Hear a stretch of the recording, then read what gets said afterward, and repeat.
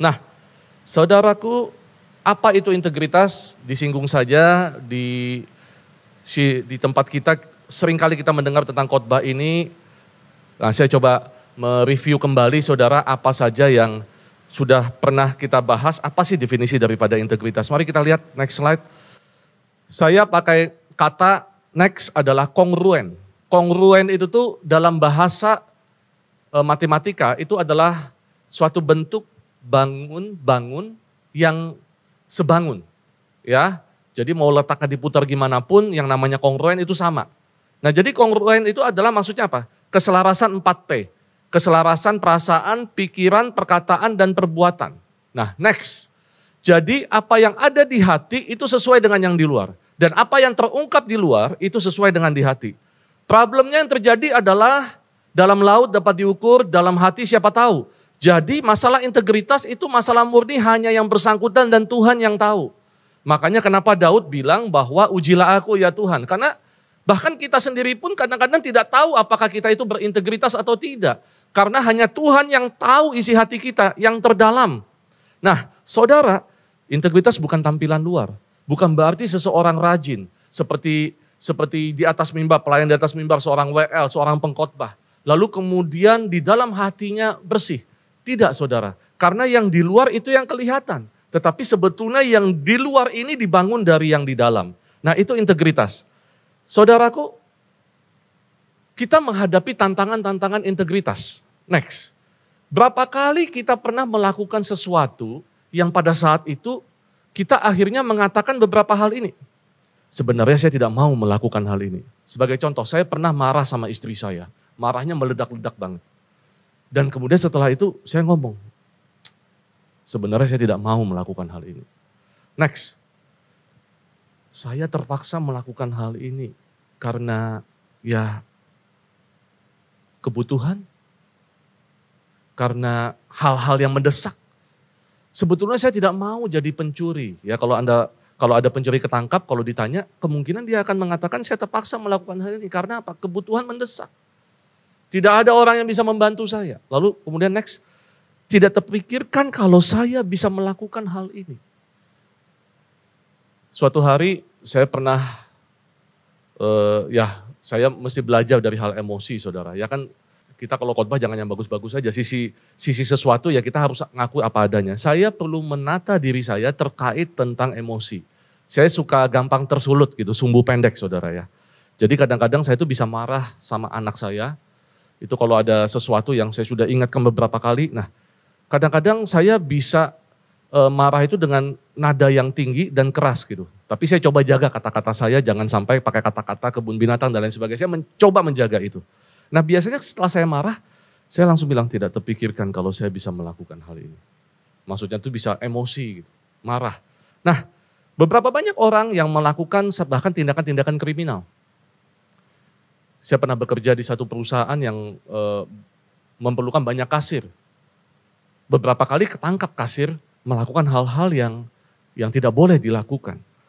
Nah ini adalah tantangan integritas saudara. Nah kita mau melihat di dalam Alkitab, Rasul Paulus pernah menghadapi satu tantangan, bukan satu tantangan, tantangan integritas ini. Nah mari kita lihat di Roma 7 ayat 19 sampai 22. Saudara, saya bacakan buat saudara. Sebab bukan apa yang aku kehendaki, yaitu yang baik yang aku perbuat. Melainkan apa yang tidak aku kehendaki, yaitu yang jahat yang aku perbuat. Jadi jika aku berbuat apa yang tidak aku kehendaki, maka bukan lagi aku yang memperbuatnya, tetapi dosa yang diam di dalam aku. Demikianlah aku dapati hukum ini. Jika aku menghendaki berbuat apa yang baik, yang jahat itu ada padaku. Sebab di dalam batinku aku suka akan hukum Allah. Selanjutnya, tetapi di dalam anggota-anggota tubuhku aku melihat hukum lain yang berjuang melawan hukum akal budiku dan membuat aku menjadi tawanan hukum dosa yang ada di dalam anggota-anggota tubuhku. Aku manusia celaka. Siapakah yang akan melepaskan aku dari tubuh maut ini? Saya stop sampai di sini saudara. Seringkali kita menggunakan ayat ini untuk memaklumi ketidakselarasan kita. Kita seringkali menggunakan ayat ini untuk mengatakan Paulus aja ngomong di Alkitab bahwa yang kita maunya A tapi dia melakukannya B. itu jelas melanggar integritas. Kita mau merancangkan sesuatu tetapi yang keluar perbuatan kita berbeda. Saudara, Alkitab tidak pernah salah, Alkitab tidak pernah mengajarkan itu. Makanya Paulus ngomong, aku manusia celaka. Siapakah yang akan melepaskan aku dari tubuh maut ini? Itu bagian pertama, Paulus mengakui seringkali apa yang dia inginkan berbuat baik berbeda sama yang dia lakukan. Tetapi ingat ada ayat selanjutnya. Syukur kepada Allah oleh Yesus Kristus Tuhan kita. Jadi Paulus ngomong begini, aku manusia celaka, siapa yang melepaskan aku dari tubuh maut ini? Jadi nggak selesai sampai dengan komplain, sampai dengan keluhan dia bahwa kok apa yang dia mau kok itu yang berbeda dengan yang dia lakukan. Bahkan dia ngaku dengan rendah hati, aku manusia celaka kalau aku begini. Siapa yang bisa bantu aku? Lalu kemudian syukur kepada Allah oleh Yesus Kristus Tuhan kita. Jadi dengan akal budiku aku melayani hukum Allah, tetapi dengan tubuh insaniku aku melayani hukum dosa. Saudara, next. Dosa mengakibatkan ketidakselarasan dalam hidup kita antara apa yang kita pikirkan dan yang kita perbuat. Karena dosa mengakibatkan manusia menghadapi tantangan integritas. Setiap hari kita itu bergumul dengan sesuatu yang mana kita tahu ini salah, tetapi apakah ini boleh kulakukan? Tetapi ini terpaksa kulakukan. Nah, tetapi ingat saudara, Paulus bilang Yesus bisa mengatasi itu. Datang kepada Tuhan Yesus membuat kita menjadi pribadi yang bisa berintegritas. Jadi saya hanya ingin mengingatkan saudara, pesan yang disampaikan hari ini, itu belajar kita sama-sama bertumbuh. Saya masih dalam proses. Kita semua dalam proses sampai kita meninggal nanti.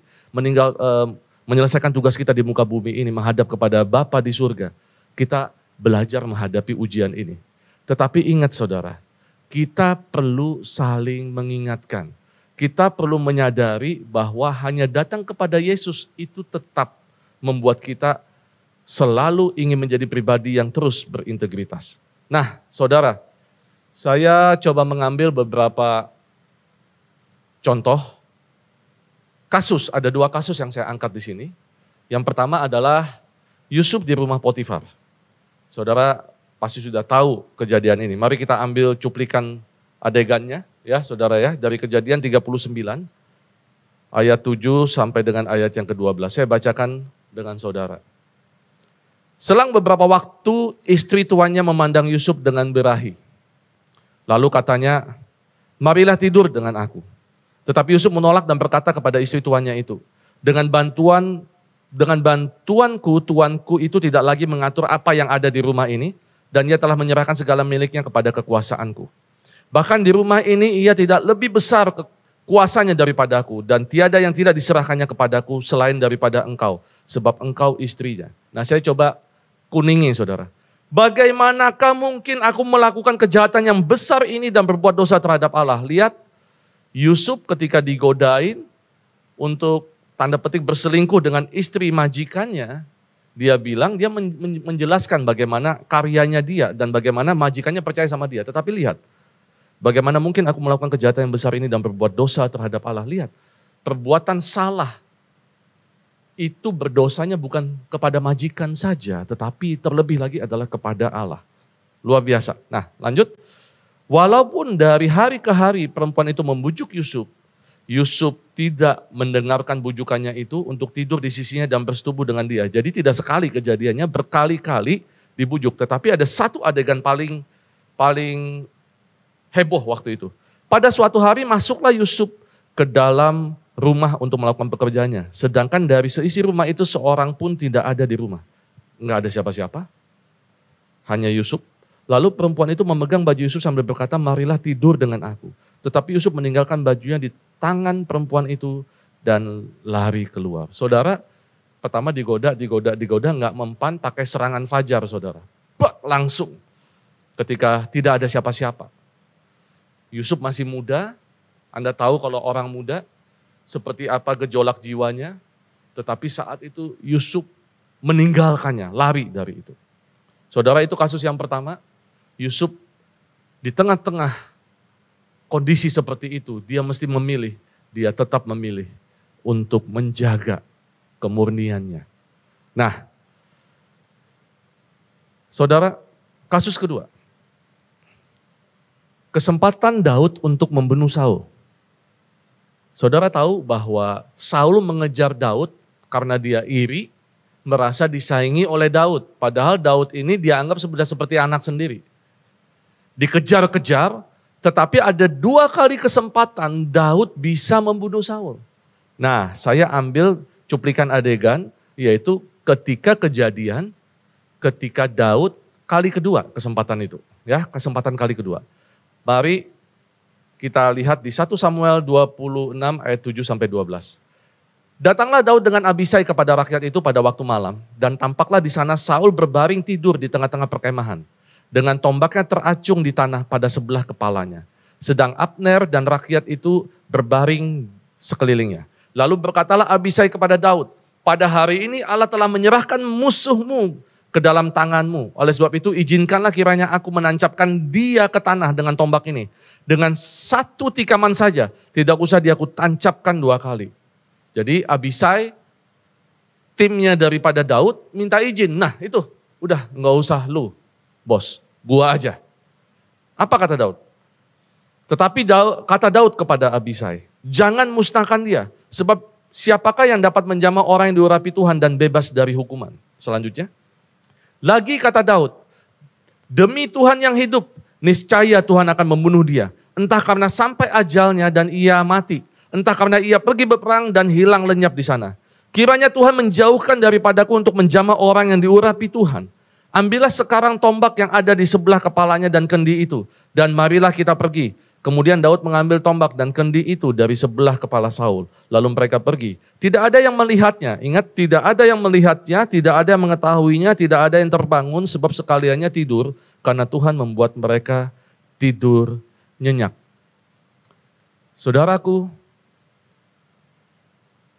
orang yang membenci kita, mau membunuh kita, menginginkan nyawa kita, ada di hadapan kita sekarang dan ini di zaman perjanjian lama. Membunuh adalah hal mungkin solusi untuk menuntaskan dendam hati. Kalau sekarang ada hukum saudara, tidak bisa kita melakukan dengan itu. Tetapi zaman perjanjian lama, sah-sah saja kalau membunuh seseorang yang menurut kita itu bersalah sama kita. Tetapi ingat, Daud berjanji untuk murni di hadapan Tuhan. 2 kali kesempatan saudara kalau lihat di 1 Samuel 24 ketika yang dia memotong, si Saul lagi buang hajat, lalu dia mendekat dan dia potong punca jubahnya, ujung bajunya Saul. Apa yang dikatakan? Daud itu bergetar waktu melakukannya. Saya yakin kenapa dia bergetar, karena ada tantangan integritas. Ini sikat gak ya? Lakukan gak ya? Itu terjadi. Saudara, dalam hidup kita menghadapi tantangan-tantangan ini. Nah saudara, saya teringat ketika menyusun khotbah ini, muncul pertanyaan. Kenapa ya kita lagi dalam kondisi krisis, pandemi, kayaknya gak populer banget. Orang lagi bergumul dengan masalah pribadi, disuruh beresi integritas. Saya menemukan mungkin jawabannya ini saudara. Integritas diuji di saat-saat, kondisi-kondisi ketika kita menghadapi banyak masalah. Di saat itulah ujian integritas akan terjadi. Jadi bersyukurlah kita diingatkan untuk tidak sibuk dengan mengurusi masalah-masalah krisis kita. Tetapi di balik di tengah-tengah krisis, Tuhan mengingatkan, jaga kemurnian hati kita, kekudusan hati kita. Supaya ketika kita menghadapi masalah apapun, kita jangan mengambil jalan pintas dengan melanggar integritas. Tujuannya untuk apa saudara? Ketika kita bisa melewati ini dengan menjaga hati kita yang murni di hadapan Tuhan, nama Tuhan dipermuliakan. Amin saudara. Jadi syukuri. Nah, dari 2 kasus tadi dan kejadian-kejadian yang sering kita hadapi, saya ingin sharingkan ada 4 ujian integritas. Ujian integritas yang saya yakin kita pernah mengalami semua. Mari kita bahas satu persatu. Test of integrity yang pertama, ujian komitmen. Ujian komitmen berkata begini, apakah saya memenuhi janji yang telah saya buat? Saudara, di dalam kehidupan kita selalu dituntut komitmen. Ketika Anda bekerja di sebuah perusahaan, Anda dituntut komitmen dengan menandatangani surat perjanjian kerja. Ketika kita melayani di sebuah tim pelayanan, di gereja, kita ditanya apakah bersedia kita melayani. Itu komitmen. Ketika kita bahkan dimanapun Anda berada, saudara, Anda sebagai jemaat, Anda dituntut komitmen. Komitmen untuk apa? Ingat, setelah dibaptis, kita harus tertanam. Pertanyaannya, ujian komitmen. Apakah kita memenuhi janji yang pernah kita buat? Ya, saya mau melayani. Ya, saya mau betul-betul beribadah kepada Tuhan. Itu ujian pertama yang dihadapi oleh Yusuf dan Daud ketika dua kasus yang kita bahas tadi. Dia di hatinya, saya yakin ada pertanyaan. Saya udah janji dan saya mau memenuhi janji itu. Ujian pertama, saudara, ujian komitmen menjadi dasar dari ujian integritas. Karena ketika kita memutuskan sebuah keputusan, ya saya mau, ibarat pernikahan, janji nikah. Ya saya mau, itu adalah sesuatu yang murni, harus sepakat. Pikiran, perasaan, lalu kemudian perbuatan kita. Ya kan?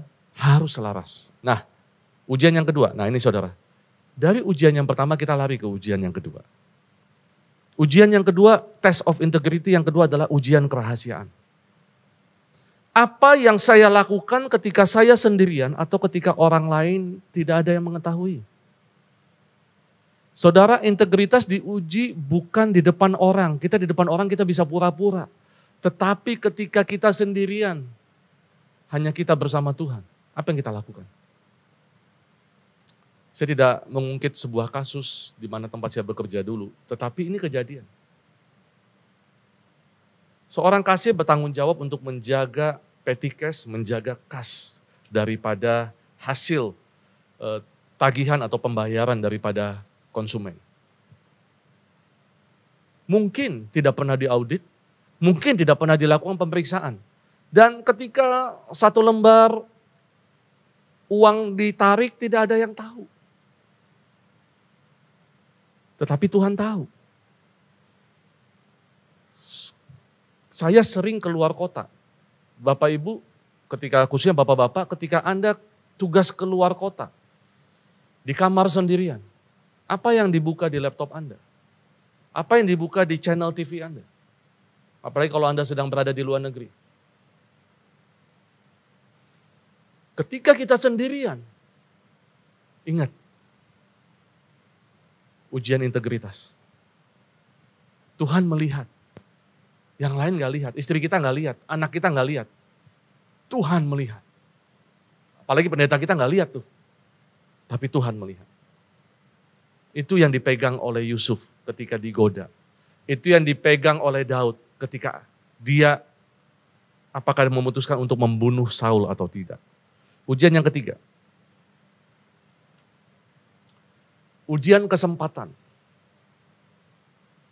Apakah saya akan tetap melakukan hal yang salah ini karena ada kesempatan terbuka di depan saya?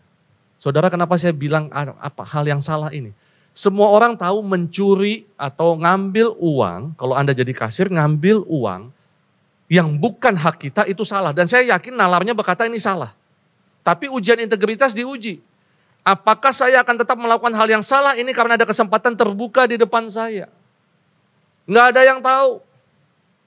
Kalau di kantor kita izin aja sakit, kepala puyeng.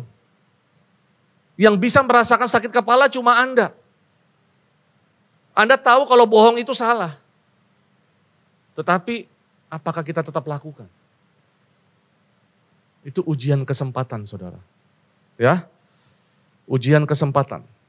Karena tidak ada yang tahu, lalu kemudian ada kesempatan.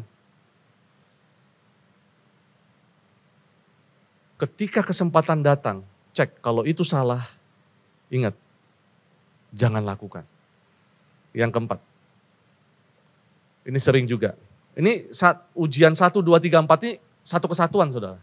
Ujian pembenaran.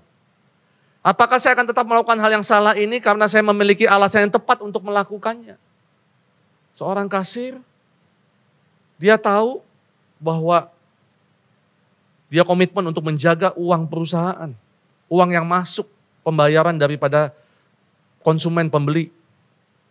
Tetapi muncul Ujian kerahasiaan, nggak ada yang tahu nih. Kedua, ketiga, ujian kesempatan, ada kesempatannya. Yang keempat, pembenaran. Anak saya sakit, saya butuh ke dokter, pinjam sebentar aja, kenapa sih? Kita mengajukan alasan-alasan yang dipikir itu seolah-olah itu bisa menjadi pembenaran. Dan kita langgar. Sayangnya ketika itu ketahuan, muncul tuh kata-kata yang di awal. Saya tidak pernah terpikir saya bisa melakukan ini. Tidak disangka saya melakukan hal ini, saya menyesal. Saudara, ada 4 ujian tadi. Yang mana itu satu kesatuan. Ujian komitmen, ujian kerahasiaan, ujian kesempatan, ujian pembenaran. Nah, saudara, bagaimana kita mengatasi ini? Kita coba lihat ada satu tampilan di sini. Saudara, saya mau jelaskan. Next slide. Kita mau bahas WFC Integrity Model. Ya, kenapa disebut WFC Integrity Model? Karena ini dimulai dari pesan Bapak Himawan. Nah, saudara, kita tahu bahwa dalam proses pengambilan keputusan, pengambilan tindakan, itu ada yang namanya next, input, ya. Ini kalau pengolahan proses produksi juga begitu, proses dan output. Saudara, ketika kita mengambil sebuah tindakan itu adalah output yang kelihatan di luar. Tetapi itu sebetulnya diproses di dalam. Dan proses itu terjadi karena ada input-input yang kita terima. Nah, Amsal 4 ayat 20-27 kita udah diingatkan. Maka, next, input, jaga mata dan telinga kita. Hati-hati dengan ini ketika Anda mendengar, ya Anda tahu kalau mata kita ketika kita tergoda, telinga kita ketika kita mendengar informasi-informasi yang gak benar. Hati-hati. Yang kedua, proses, itu jaga hatimu. Karena apa? Kita mengakses hal-hal di luar itu melalui mata dan telinga kita. Ya plus dengan panca indera sebetulnya. Tapi yang utama adalah mata dan telinga. Tetapi ingat, apa yang kita terima, kita harus proses dengan firman Tuhan. Supaya apa? Outputnya? Supaya jangan kita memperkatakan hal yang salah, yang ngaco. Dan jangan kita mengambil tindakan yang salah. Saudara, ini menjawab 4 ujian tadi. Bagaimana kita bisa mengatasi ujian komitmen, ujian kerahasiaan, ujian kesempatan dan pembenaran. Kita lihat, jaga ini. Karena inilah prosesnya. Ingat, selaraskan proses dan output, selaraskan hati kita dengan tindakan kita. Kita biasa bermasalah proses dan output. Tapi ingat, itu disebabkan karena input kita. Oleh sebab itu, kalau Anda bekerja menjadi kasir, mata Anda melihat, telinga Anda mendengar, dan Anda rasanya ada kesempatan, ada kerahasiaan yang bisa Anda lakukan tanpa orang tahu. Tapi ingat, proses hatimu. Segala sesuatu Tuhan melihat. Saudara, saya tidak mau firman Tuhan ini untuk menuduh saudara. Saya tidak mau firman Tuhan ini membuat kita menjadi ketakutan. Tidak. Tetapi saya berdoa Roh Kudus membangkitkan kita dengan roh yang memberdayakan kita untuk kita memperbaiki keadaan kita. Nah, ketika Anda lihat model tadi, tolong ingat 3 hal. Saudara, ini tips singkat saja. Bagaimana kita menjaga integritas? Next. Area tubuh, ingat, hindari tindakan dosa. Percayalah, apapun yang kita dengar, yang kita lihat, muncul kesempatan dan muncul segala sesuatu, ingat, hindari tindakan dosa. Apa yang dilakukan Yusuf? Saudara, dia lari. Saudara ingat, perhatikan baik-baik kata-kata saya. Jangan menghindari tanggung jawab. Tanggung jawab jangan dihindari, tetapi godaan. Tetapi sesuatu bisikan-bisikan yang tidak baik, wajib dihindari. Saudara, pastikan perbuatan di area tubuh kita tidak melakukan apapun. Kata-kata kita jangan salah berkata-kata. Kalau muncul di hati, udah stop, jangan diperkatakan. Tindakan kita, jangan lakukan hal-hal yang tidak berkenan. Yang kedua, area jiwa. Next, analisis dampak dari tindakan. Pikirkan apa dampaknya. Saudara, ketika engkau melakukan sesuatu yang tidak berkenan, seorang kasir, tanda petik, mengambil uang yang bukan menjadi haknya. Anda lihat dampaknya. Apa yang terjadi ketika itu ketahuan? Ternyata itu terjadi konspirasi di antara sesama kasir, dan akhirnya pernah satu masa, satu kelompok ini terpaksa harus dikeluarkan. Ketika sang bersangkutan itu dipecat dari pekerjaannya, maka yang merasakan dampaknya adalah anak dan pasangan hidupnya, dan tidak menjadi kesaksian yang baik, menjadi batu sandungan buat yang lain. Saudara ingat, hati-hati, tindakanmu itu membawa label bagi diri kita. Minta Tuhan untuk selalu menerangi jiwa kita. Dan terakhir, area roh. Cari wajah Tuhan di Gunung Kudusnya. 1 Samuel 30 ayat 6-7. Dan Daud sangat terjepit karena rakyat mengatakan hendak melempari dia dengan batu. Seluruh rakyat itu telah pedih hati, masing-masing karena anaknya laki-laki dan perempuan. Tetapi Daud menguatkan kepercayaannya kepada Tuhan Allahnya. Lalu Daud memberi perintah kepada Imam Abiatar bin Ahimelek, bawalah efod itu kepadaku. Maka Abiatar membawa efod itu kepada Daud.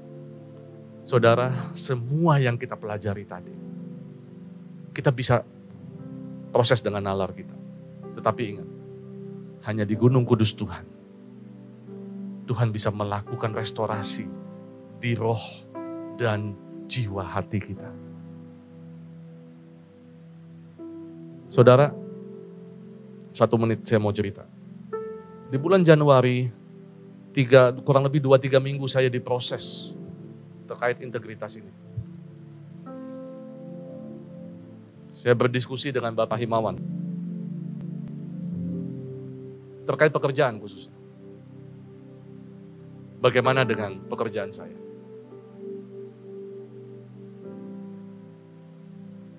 Secara nalar pikiran saya tahu ini, tetapi hati beda.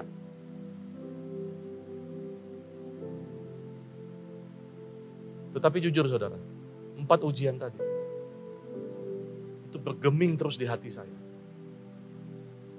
Kalau saya mengambil keputusan A, apakah saya memegang komitmen saya? Apakah saya menjaga kerahasiaan? Apakah saya, meskipun itu ada kesempatan datang di depan saya.